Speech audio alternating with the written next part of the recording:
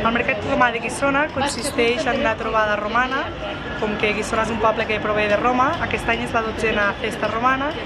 i el que fem és, durant el dia, tot d'activitats romanes, des de la inauguració amb el Cèsar i la Cleopatra, quan donen com obert el mercat romà,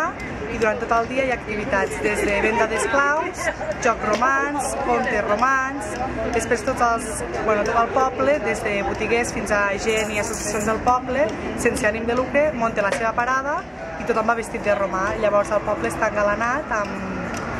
de temes romans, hi ha banys termals, hi ha un lloc on fan massatges i a la nit es fa un espectacle quan està fosc, que és un espectacle romà que l'organitzen també noies de Guissona, i al final s'acaba amb una festa que es diu Bacanal, que consisteix en que el jovent del poble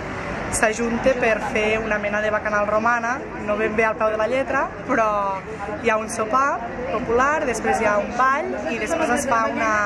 escolleix el Cèsar i la Cleopatra per l'any següent, que seran els que inauguraran el proper any del mercat romà.